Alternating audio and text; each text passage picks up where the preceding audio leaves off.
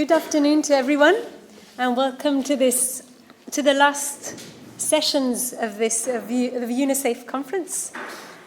We're going to start now by addressing the topic of umbrella organizations, and more specifically, mutual learning as a means to advance change among umbrella organizations.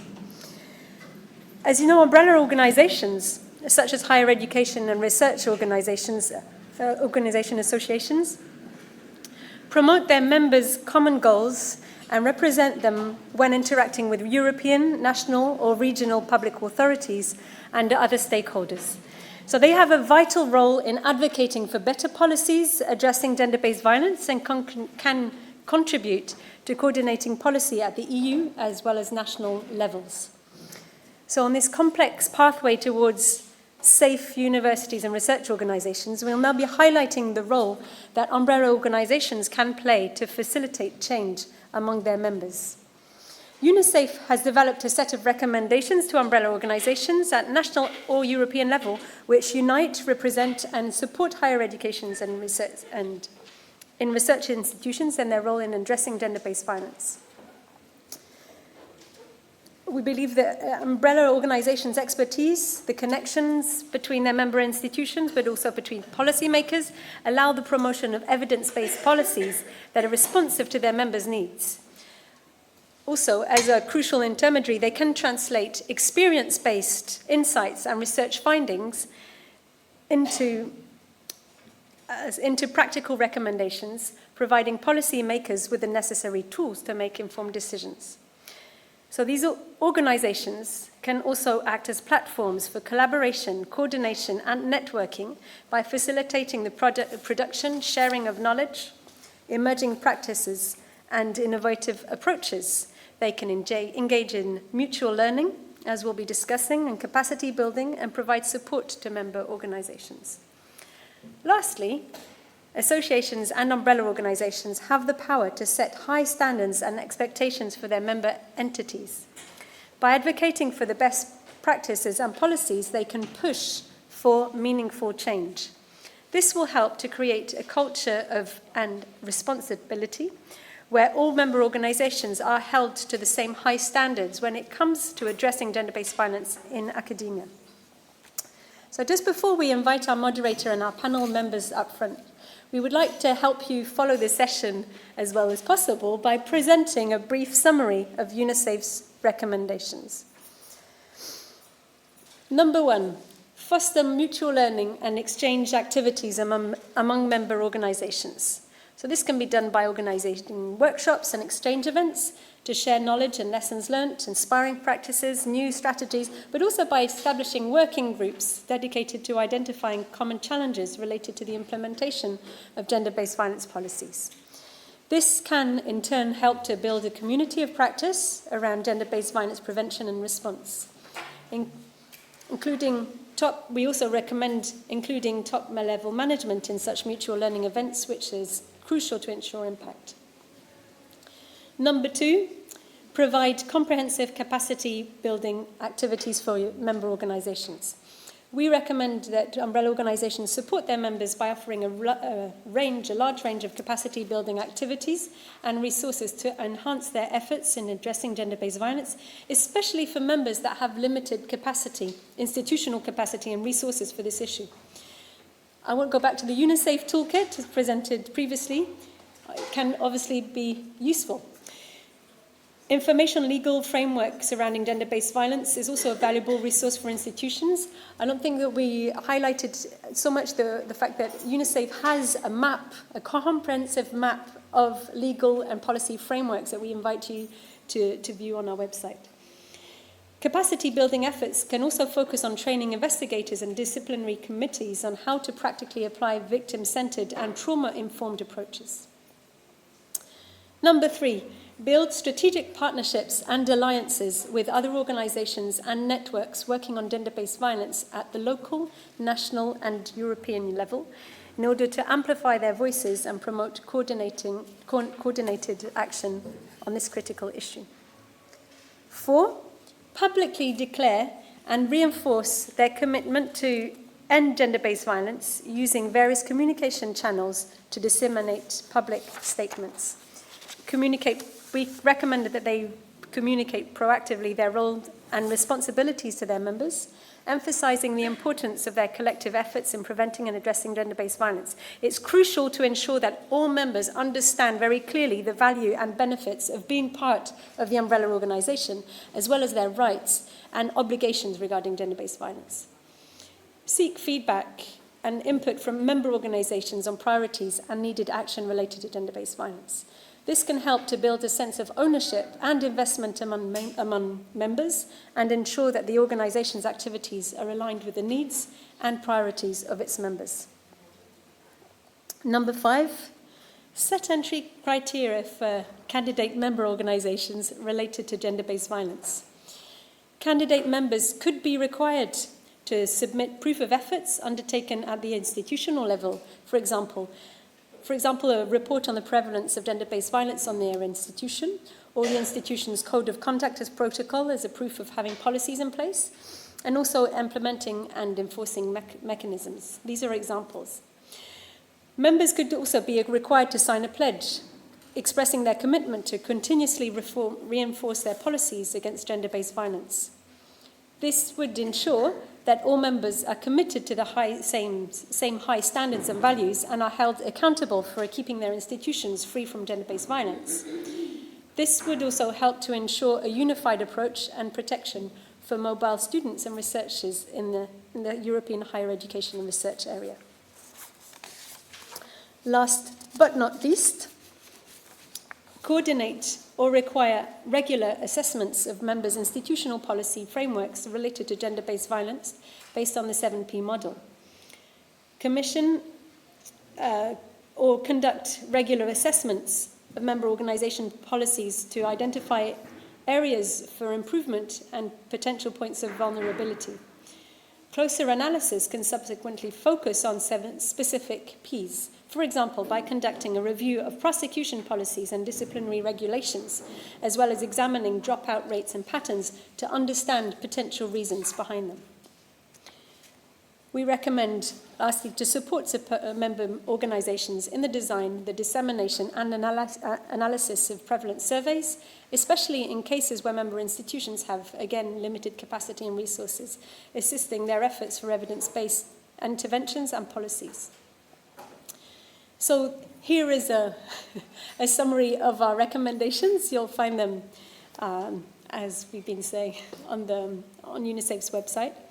I'd now like to call Matthias Girod from Euroscience here. So Matthias Girod is the Secretary General of Euroscience since 2019.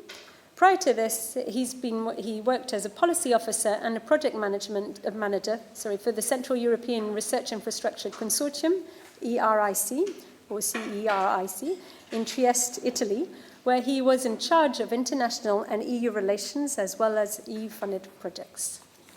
Thank you, Matthias. Thank you very much. Yeah, come here. Okay.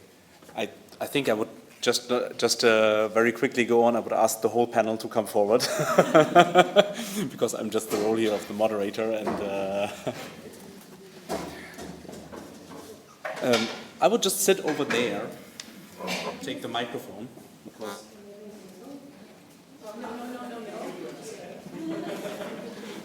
so we are basically one panel here. Thank you very much for all of you for coming. I think we have a great panel here. I would start basically like to my left. We have Siobán. Oh. Yes, of course. Thank you very much. Is it now better? Okay, well. Anyway, we have Siobán O'Brien Green. She is the Equality Officer at the Trinity College, Dublin. But she is here today to present the Coimbra University Group. Then we have, welcome Siobán, we have Francesca Bucci from LERU Group. She is a policy officer at the LERU Group, the League of European Research Intensive Universities, right?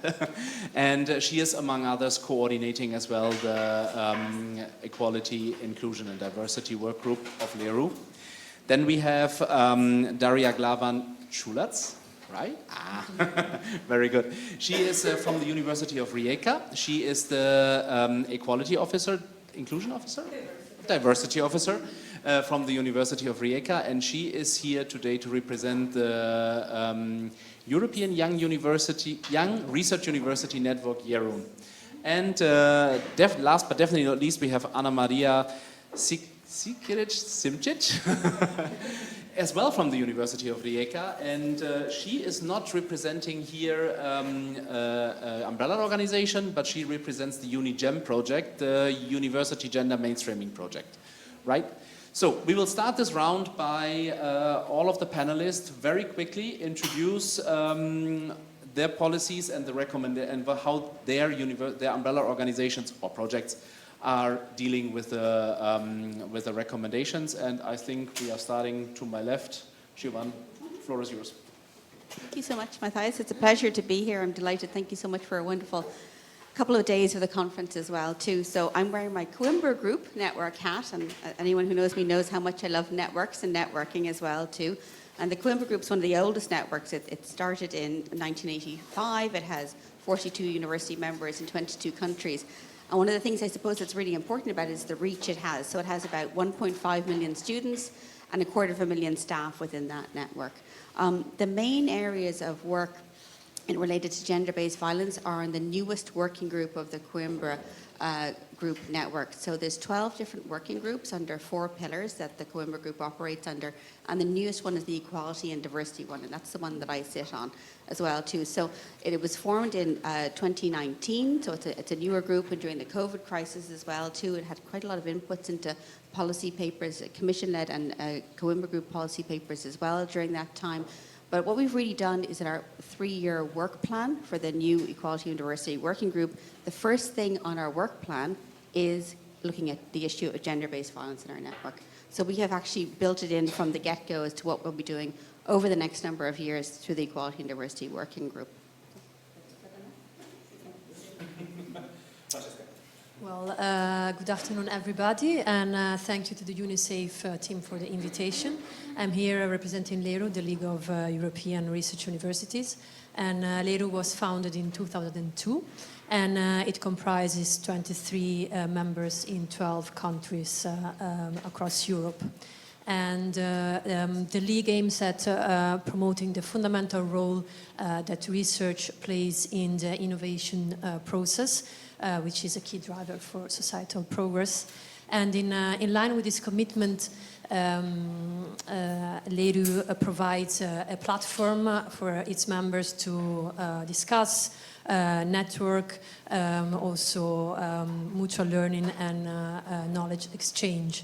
And through this cooperative space, individuals with a similar professional role within members' institutions are brought together to form thematic LERU communities to really openly discuss issues of shared interest or of shared concern, and then to jointly develop mutual positions or views. And this really, as we were saying before, provides a solid evidence-based foundation for LERU to engage with other stakeholders, like also the European Commission, with a strong collective voice that really to promote positions not only for its members, but also for the higher education sector more broadly. And one of these thematic LERU communities I was referring to is the EDI, the Equality, Diversity and Inclusion Policy Group, and which comprises vice rectors and senior management responsible for EDI issues in LERU members. And this is a group that was created in 2010, and it's a very active and very dynamic group, engaged in a multitude of activities, including publishing papers, organizing workshops and conferences, running bias training sessions, but also more recently working together on the topic of intersectionality and on the topic of the gender equality plans requirement within Horizon Europe. And in terms of visibility of gender-based violence activities within LERU, the publication in 2019 of the paper Equality, Diversity and Inclusion in University is a good example of advocacy work. And this paper really provides guidelines for universities to better support and promote EDI within their institution. And although gender bias, violence and harassment are not the main focus of the paper, they are, however, nonetheless important related topics that are thoroughly addressed and integrated throughout the papers, highlighting that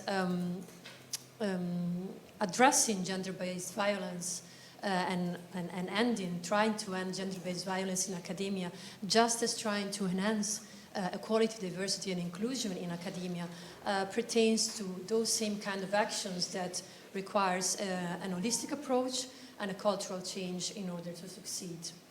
And looking forward, the group, the EDI policy groups, would like to think more in terms of an EU strategic approach, so trying to link their efforts to the gender equality plans requirement and how they should develop within the next multi-annual framework program, FP10.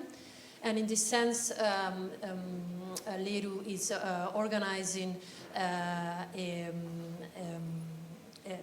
conference, well, an expert seminar in next year in Prague, which will bring together colleagues from LERU, but also from the CE7, and CE7 are a network of Central European universities Central European universities, research universities.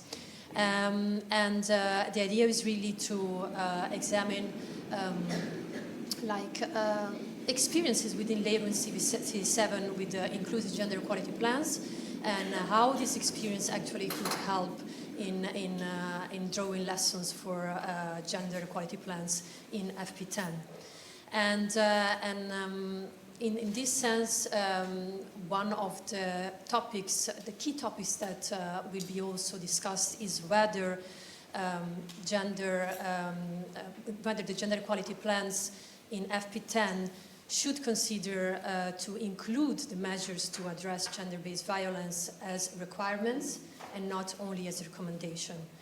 And also, actually, one important activity that I forgot to mention was a big conference that LERU organized in 2002 in June at the University of Geneva that was called After Me Too, Sexism and Sexual Harassment in Academia, and which was jointly organized in strict collaboration with the University of Strasbourg. And one of the main takeaways, which is something that we try, in fact, to highlight at every occasion, and so this is also a suitable occasion, I would say, is that gender-based violence ultimately impedes a university's ability to deliver on its core functions in terms of research, in terms of teaching and learning, and in terms of innovation. So, in fact, trying to end and address properly gender-based violence in academia is not only a moral duty, but also a means for university to better meet and fulfill their goals. So we should make also this link. And to conclude, when we're talking about how our members' universities stand in relation to addressing gender-based violence, I have to say that all LERU members have practices and measures in place to address the issue. And there are a variety and different practices that could be, for instance, awareness and prevention campaigns.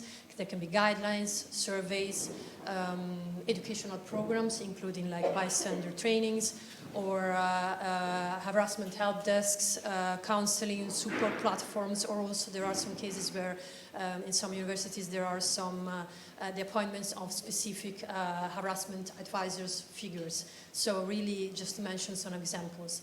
And a lot of these exchanges of these best practices and measures took place in preparation of the conference in Geneva, but actually now these measures and practices are even more visible because most of our LERU members chose to integrate them in their gender equality plans. So really in those official documents, required documents, signed by the top management and published on their website. And with this, I stop my not actually really so short. I apologize for that introduction. And yes, up to you. Thank you, Francesca.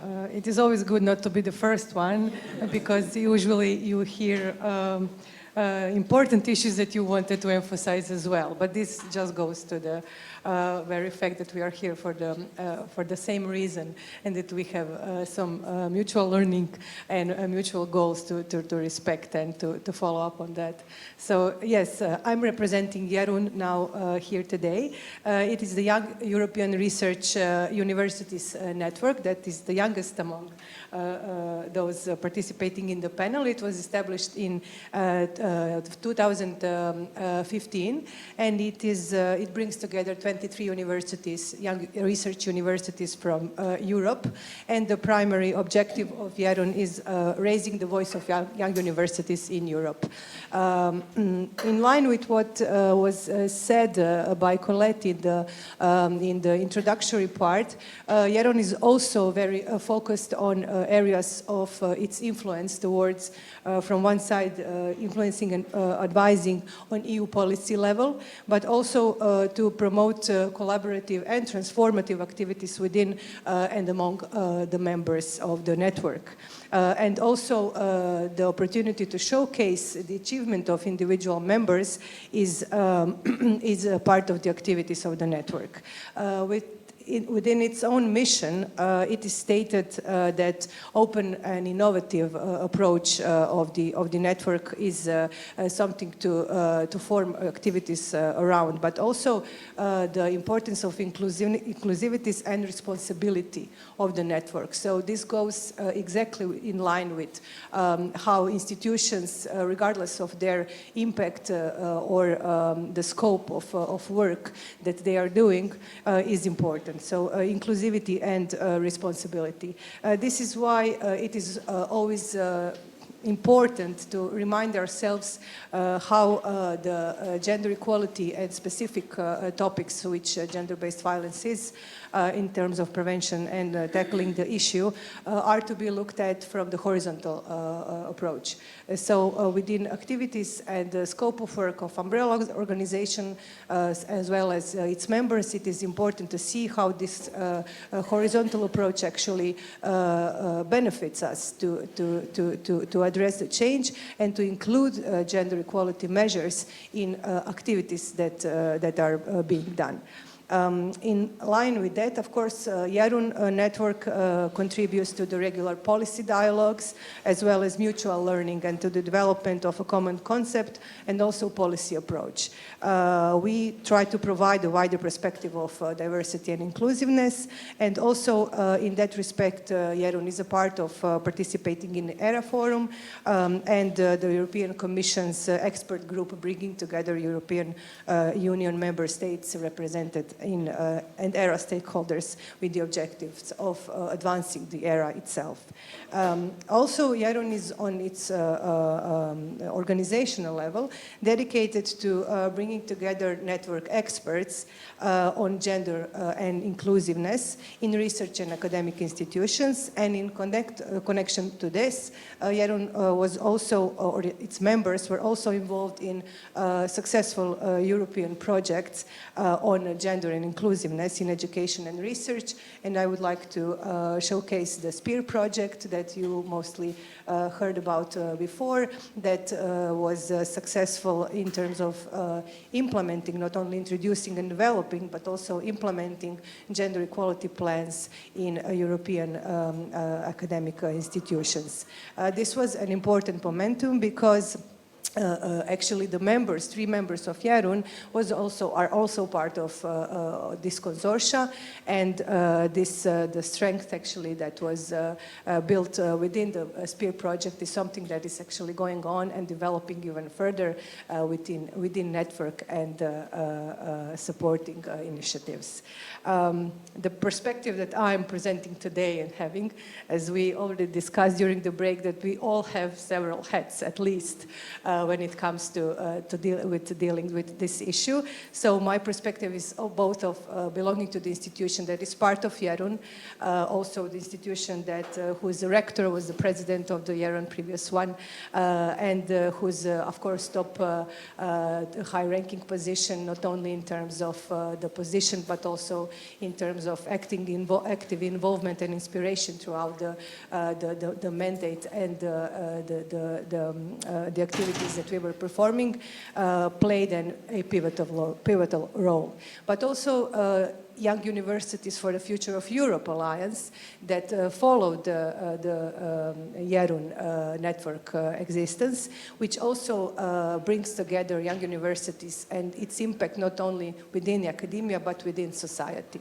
So without overlapping activities in terms of diversity, inclusivity and gender equality, these alliances actually complement each other and are trying to bring a more impactful agenda in their own scope of work.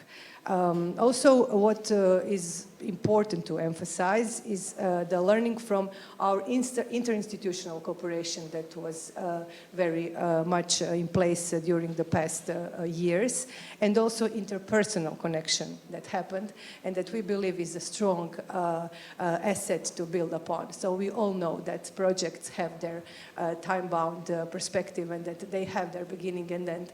But what we are trying to build within network alliances and all the results that stay are interpersonal connections that could be more sustainable in terms of tackling the issues in the future, regardless of the project-bound activities that we have. So this, we believe, is one of the strengths. And of course, being vocal is something we can tackle within the conversation. So I will end with this. So hello, first I would like to thank for the invite, and I'm happy to also represent the University of Rijeka, but try to show you another perspective of it. I'm coming from the teaching staff, but when it comes to scientific research, I'm mostly focused on the problem of gender inequality from the economic perspective. We know that we need to understand the problem of gender inequality to start dealing with the problem of gender-based violence. I come from the small university of Rijeka, which is located in a small country, but even though we may be perceived small, we are making big changes in our surrounding. We believe that academia should have a positive impact on society. And by telling that, I have to say that we try to lead by the example. So we are trying to make changes internally with intention of making changes externally. But firstly, I would like to give you a short insight of the context, of the social context we live in. Some of the challenges we deal with are familiar to you, but some of them are maybe not, and maybe will be hard to understand, but they're our everyday life. So first, our language is completely gender insensitive. The women are almost invisible in everyday communication, but even informal communication. Term gender is also often perceived as something negative in our society. Sexist humor is part of our culture, even in academia, so even in formal communication. Misunderstanding of the term gender-based violence is something we have to deal with. Usually with misinterpretation, there is a problem with recognizing these types of violence, especially when it's happening to us. We are maybe more able to recognize it when it's happening to somebody else. According to our research results, women do not feel free, not only women, but participants that participated in research, respondents said that they don't feel free to talk about this topic openly, especially female students. even though they had experience with the gender-based violence or they know somebody who did.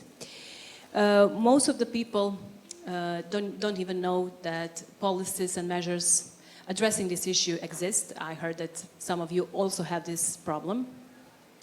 And we are also a highly religious country, and religion is affecting the gender roles, stereotypes and norms in our society. So to be able to address these problems, such as gender inequality and gender-based violence, we need to have a high level of gender awareness and a leadership commitment. Thankfully, our biggest strength at the moment is our gender-sensitive leadership at the university. At our university, we have a female rector that is also a true feminist. She's holding courses about these topics, and she's also doing the research, so she understands the problem and she's committed to addressing the problem. I believe this is the main reason why we were the first university in Croatia with gender equality plan, and why we are in top 100 universities which are tackling the problem of gender inequality in 2023. Because without the vision and support of the main people of organization, you know that it's almost impossible to introduce any type of changes. So our university today is daily working on to implement different practices with aim of improving gender equality, raising gender awareness, and addressing the problem of gender-based violence. At the moment, we are part of the project UNIGEM, or University and Gender Mainstreaming Project and Research. This is a multilateral collaborative project that is implemented together with 19 different universities coming from Bosnia and Herzegovina, Croatia, Montenegro, and Serbia. We, as a University of Rijeka, have the opportunity to be part of the umbrella organization and to be part of some of the Horizon projects. And we were implementing partners in some of them, and we had the support of our supporting partners, and we learned a lot about this problem in academia. So this project is allowing us to share our experience and knowledge with other West Balkan universities. So the main goal is to design gender-responsive and gender-sensitive policies, establish gender equality bodies, integrate gender equality teams in university curricula, and address the problem of gender-based violences in universities that are partners in this project. This is a unique project for a few reasons. First of all, it's the first multilateral project addressing the issue of gender-based violence on the area of West Balkan countries. All these countries share history. This history can be complex and really painful, but even though it's complex and painful, there are some strengths in this project. We share the same language, similar language. This is our biggest strength. We also have a lot of cultural similarities which help us to find a solution to our problems that we share. Also, it helps us to work together on it. So in this project, our university is sharing good practices with our West Balkan universities with clear aim of creating societies free from gender-based violence. And the social context of these countries is different from other European countries. So measures and policies created and introduced during this project are adjusted to the circumstances and characteristics of these countries. And in the end, I would just say that this project resulted in collaboration not only between the institutions, but also between the researchers, students, and also administrative staff. And it continuously encourages member universities on working together, sharing practices, and implementing changes together, and doing the mutual learning. Thank you. Thank you very much to all of you. So now that we have a bit of a context in which you are all working, I think I would like to start now with the second round, and we are discussing here the recommendations that the UniSAFE project made towards umbrella organizations or umbrella projects in this case. So I would like to keep that as a free discussion. So I just ask in the round, if you look at the recommendations that Colette just presented, so what are your thoughts? I mean, from the perspective of umbrella organizations, what are you relating to? What are you already doing? And you know that it works. And where are you also saying like, well, that's a nice recommendation, but that might be difficult to implement? So yeah, I just open the floor. Who would like to start? Yeah, sure. Thanks, Matthias. So I really welcome the recommendations that have come out because I think they're easy to read, they're very clear, they're accessible, they're workable, and they're also based on such strong evidence and research as well, which is so important in the context we're working on. That, you know, they've really been built on through very, very thorough and rigorous data analysis, evidence, and consultation. So I think that means it's going to be easier for us to bring them to our own institutions and to bring them to our networks as well. So I really want to commend UniSAFE for that. And I also have to say that from the Coimbra Group Network, there is a UniSAFE a member on the UniSAFE consortium as well, our colleagues from Jagiellonian University as well. So what I'll be doing is, with the recommendations in a very practical way, because sometimes it's good to talk about the real world things, is I will be, I suppose, using them to leverage our networks as a positive peer pressure place. So I think the networks are really useful in terms of establishing norms, being able to discuss amongst colleagues and in a friendly environment as well the challenges we undertake, but also I suppose to be that little bit of, academic competitiveness in terms of what we're doing on these issues too. So what we've decided in Coimbra Group and our Equality and Diversity Working Group is we're hosting our first in-person meeting next week. I'm coming back to Brussels, and we're hosting it at the intersection between the start of the 16 Days of Action on Violence Against Women and the end of that, which is the International Human Rights Day. And we'll be taking forward the issue of intersectionality, racism, sexism, and using that, I suppose, context to think about how do we work on gender-based violence issues. And everyone at the meeting will have a copy of the recommendations in front of them. We've also invited one of our speakers from yesterday, Anne Pepin from the Commission, is going to talk to us as well too. And then the other piece we'll be doing at that meeting is working through our work plan and implementing with the help of the recommendations and toolkit. And also we'll be looking to our colleagues in the EU presidency from Spain, who'll be also coming to address us at the meeting to say what else can we leverage forward too, because we've had really good impacts in terms of the conference held as part of the Prague Declaration. We've had participation from our Vice Chair at that too. So I'm really thinking about these as part of the multiplier effect we can utilise and leverage through the networks and then back at institutional level and then work through and workshop together. Well, no, thank you, Siobán. I would actually like to start by echoing some of the things you said in terms of acknowledging the tremendous work done by the UniSAFE team, especially in relation to the development of such a comprehensive toolkit. And when I say comprehensive, I mean it in the sense of the fact that it has a holistic approach that ensures that all the needs of all stakeholders involved are addressed. But also comprehensive in the sense that it really stands out as a solid resource that can be useful for all institutions. So for sure very useful for those with a little bit more of work ahead, but valuable also for those who are already a little bit more advanced. So this said, maybe I would like to also focus on one first challenge in this sense, because building up a little bit on the discussions we had yesterday and today, it is clear that now, as Sophia said yesterday, we have the data, we have the tools, and we have to thank actually warmly UniSAFE for this. And additionally, we have some countries leading the way in terms of national frameworks and institutional responses, as we also saw yesterday with the cases of Ireland and France. So one of the big challenges now is actually to engage all stakeholders involved, to commit, and to also allocate adequate resources for this, so that the commitment won't be only like symbolic, but really backed up by tangible and concrete actions. And in terms of and when talking about resources and funding, so we need engagement not only at institutional, national level, but also the European one, and in a collaborative effort. because even today, when we had this little Slido exercise questionnaire, one that emerged as one of the biggest challenges is the one of resources.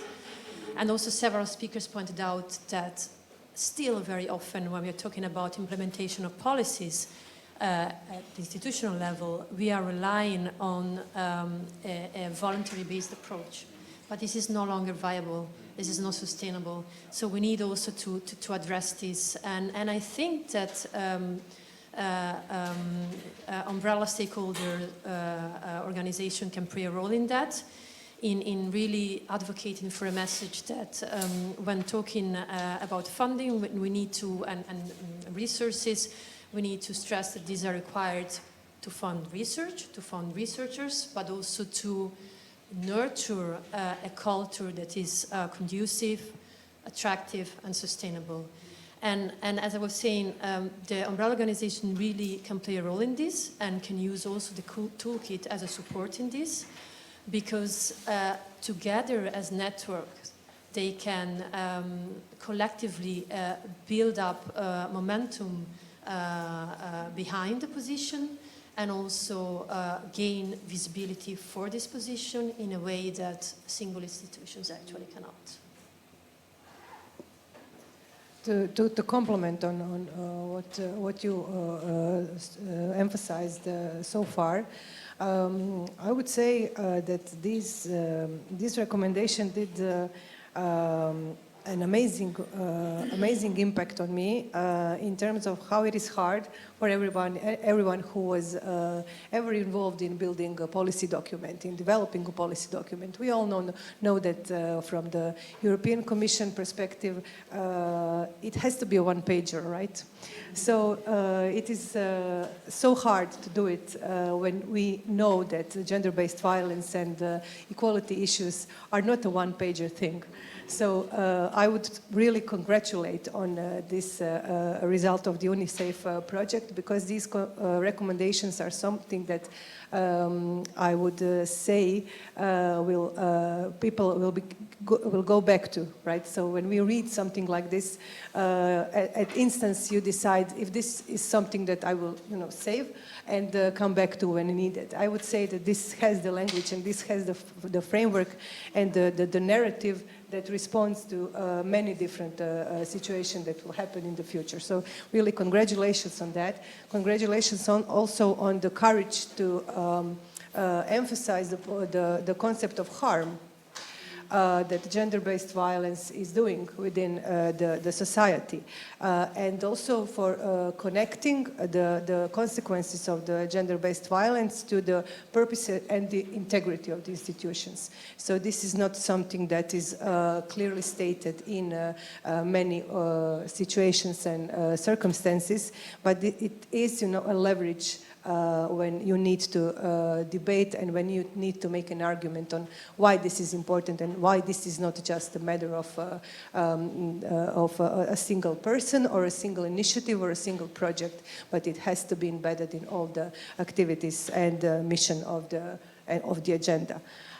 So this is something that struck me the most, and also the fact that you addressed what constitutes violence, which is at utmost importance in terms of understanding that academia has the responsibility but also ability to understand the concept of violence more broader than courts have within judicial proceedings, criminal proceedings, and that academia has the power and responsibility to tackle moral element and ethical element of its work. And this is embedded in every action. So this is from the perspective of revising or reading the recommendation at utmost importance.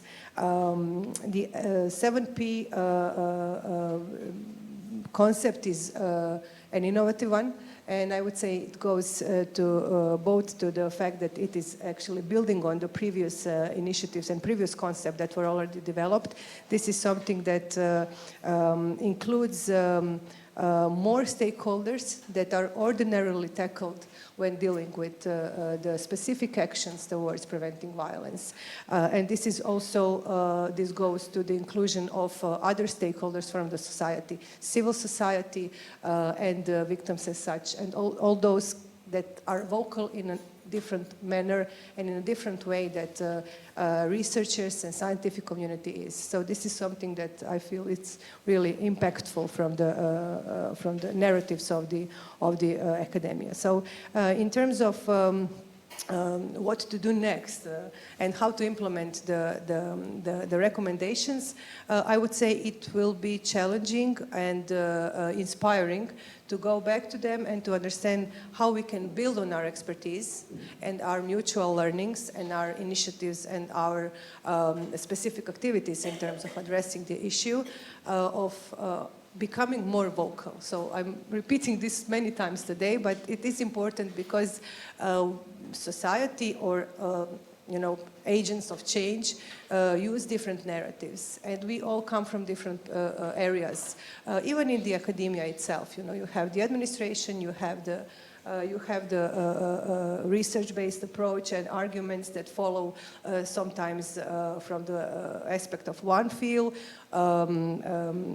in ideal way from the interdisciplinary perspective, but you also have administrative persons who are part of dealing with violence and other activities, and you also have the partners. And this is something that is emphasized in the recommendations. So the strength of civil society, people coming from the field, people who are experiencing and working with victims and who are also trauma-informed approach and everything that is coming alongside with the prevention mechanisms, and that is sometimes focused within the area of the field of the, working with the victims as such. But academia needs this knowledge, this practical knowledge to complement its own, and then to have a message that will be broader and impactful to the whole society. So this would be my thoughts on the recommendation.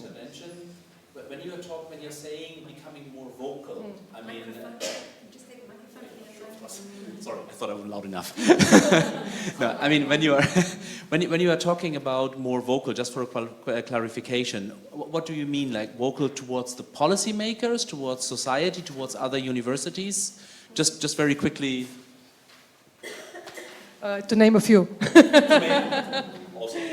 Yes, well, we can draw a connection or a comparison to what does it mean to properly communicate science, right? And to the role of researcher in terms of communicating research results and impact that it has to have on the society. So I would say this goes to that argument. We have to find ways to improve the communication and the power of argument in terms of tackling the issue. To responding to everyday questions in terms of resisting activities, why this is needed, what are the arguments, how to form, how to make a dialogue, how to understand the perspectives of those who are against the ways or the methods or the measures itself. So this goes in every direction towards the policymaker that need influence and that need impact and results from the academic community. We know that this is the one-pager argument, but also how to do this, how to communicate towards them, but also within the organizations, because organizational culture is the biggest area of intervention, and this is something that needs diverse and innovative approaches in the dialogue. So I would say this is the vocal part, how to make an argument when you know that maybe it's a lost cause. So it goes in the direction of also capacity building. Yes, empowering. Yes. I could only just add that I'm not presenting the umbrella organization. I'm presenting the project that involves universities who have joined the project because they want to deal with this problem. So I believe that wouldn't be that there wouldn't be any challenges for them implementing this recommendation. That's just a good way, just a good sign in which direction they should go.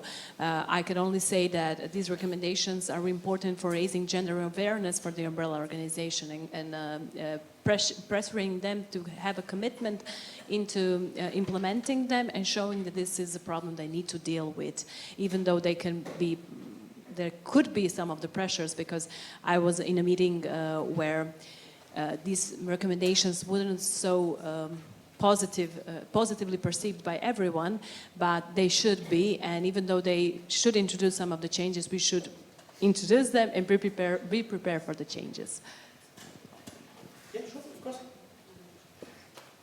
One thing I wanted to add as well too, I suppose, is the multiplier effect of the UniSAFE project outputs. In the Coimbra group, we're very active in the university alliances. So that's the Erasmus Plus funded university alliance. And there's one in particular in Trinity, it's called CHARM. I have to read this now, challenge-driven, accessible, research-based mobile model that runs a Masters in Sustainable Development. So I really think as well too that the outputs here and the recommendations will be very useful for the university alliances. In particular, when we look at the data, and I suppose some of the sensitivity coming from the UniSAFE project around vulnerability and higher risk in very mobile places, that could be researcher or students as well too. So I think the alliances that which the Commission is very keen in terms of promoting through the Erasmus Plus funding is going to be another route that we can actually disseminate either through our umbrella groups, which the Coimbra group, the CHARM University Alliance is exclusively made up of Coimbra Group universities. So I've already written to the lead for that and saying, are you aware of this project? Are you aware of these outputs? How are you going to embed some of these things into your project as well too? So I think it's another route we can take things forward via the umbrella organizations as well, which I'm really excited about. Yeah, and I think there's also there is a natural connection between the alliances and the umbrella organization. I think you mentioned UFA, you mentioned CHARM. I know that at least University of Strasbourg is part of Epicure, so there's there is exactly that's what I figured. So it was like okay. Thank you very much for your take on the recommendations. I would now open the floor actually for questions from the audience. Anyone? Otherwise, I have also some questions, no worries. No one? Okay, apparently we're quite clear. So, no, but I actually have a question, because it was very interesting what Daria mentioned, and that's the point on the interpersonal relations that are coming within the umbrella organizations, but also the alliances and the projects. So I would like to hear your take on what is their role. I can imagine when you are basically, when you basically provide, for example, a forum where the deans, but also the higher level deans, rectors, but also the gender equality officers and so on can discuss, also providing a kind of a safe place, because it's still a closed organization. So what is the take on that? I can start. Because very central to my mind is the meeting we're having next week, which is going to be a really, I suppose, open exchange of the Coimbra Group members on the issues we want to work on and how we're going to engage with our key partners, such as the Commission, on that too. And then I have to confess, Trinity's also a member of the LERU group, and the week after that I'll be absolutely delighted to welcome the EDI group to Trinity College Dublin as well too. So we'll be looking forward to 2 chances to really promote and push the area of gender-based violence into the umbrella organisations. But you're completely right, Matthias. It's just a pleasure to work with my Coimbra Group colleagues, to work with the executive office there as well too. I feel I'm amongst friendly colleagues. We can share quite openly the challenges that are coming up from every facet of the universities as well too. A lot of the issues are common. We have slightly different legislative frameworks, obviously, possibly different protocols how to deal with the issues. But I'm really struck by working together, sharing and learning together, which is what umbrella organisations are. The very founding ethos is so crucial in this work as well, so that we don't feel isolated in the work as well too, and we can build on good practices and other Coimbra Group colleague is here today, the University of Galway, and you can see their wonderful good practices in the posters outside. And we can learn from errors and mistakes, and we can also, I suppose, comfort each other and mobilize each other to keep going. Because otherwise, you know, it's draining work as well, too. No, yeah, thank you, Siobán. I totally agree. Well, I really see that maybe it's also because LERU is a rather small network. It's only 23 members, so bringing together like-minded institutions. I see in these LERU thematic communities that the platform, the spaces during the meeting, everything, the environment is really lived as a safe space, and all the representatives really talk very openly about problem issues, things that didn't work, and there's no competition. There is not about one being better than the others. It's really sharing and exchanging, and this creates really a good foundation of trust. That is always very important in every thematic groups that we have, but it's really especially very important when we are talking about more cultural related issues, or issues anyway like gender-based violence. So it really is a driver to foster meaningful change in this sense. So it's definitely an important point.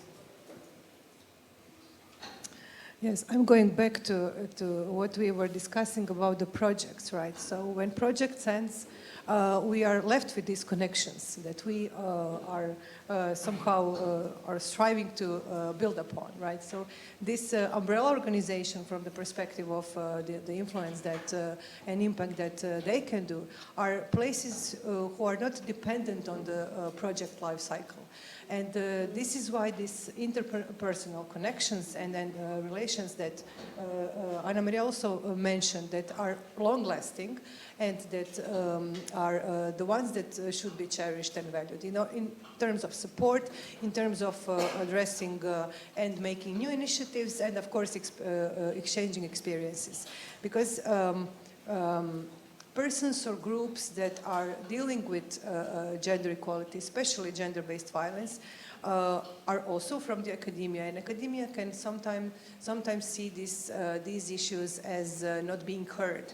So this is also the opportunity to build upon these relationships that arose from projects that ended. So this is one part of the answer, and the other one is about the superperson argument. You know, we were doing some exercises within our own projects that were, and we were trying to understand what qualities and what powers should a person dealing with the organizational change should have, right?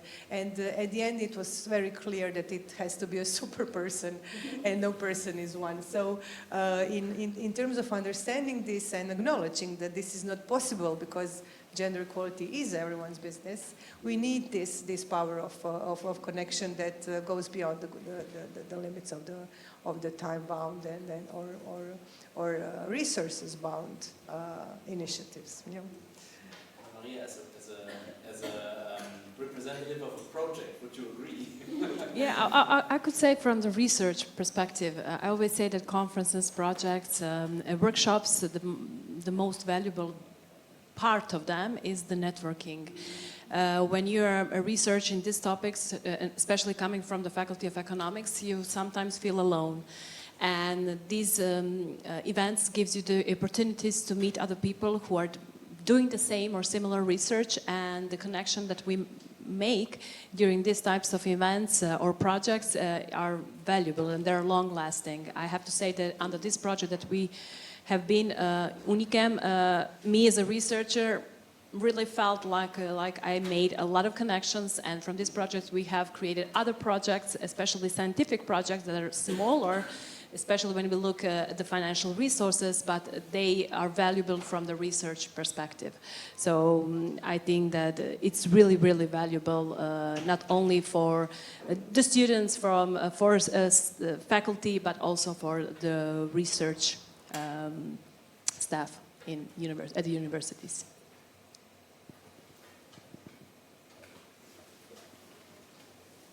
I will ask around. Any questions? Nothing? Everyone is tired? Okay, and I... Yeah, sure. I just want to add. I think we can make a round of final Yeah, comments. so my final comment is to compliment the openness, transparency, and multitude of wonderful resources on the UniSAFE website. I also have to encourage other people to visit the Coimbra Group website, because the things we're talking about are not hidden or closeted away. Our policy papers are all on the Coimbra Group website.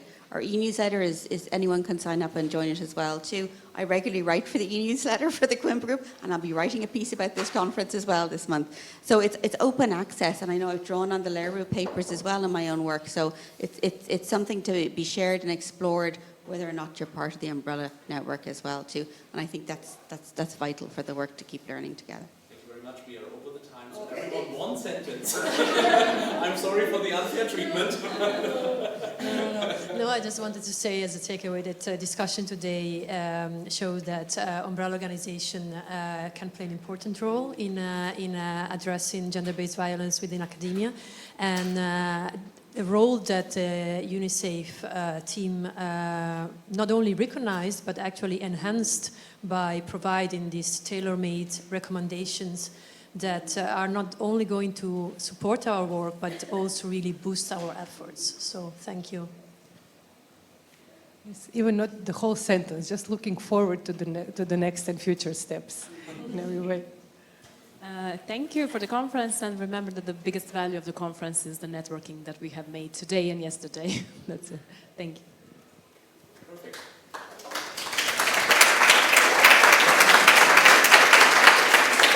Thanks a lot. It was a great panel. And now we can move on.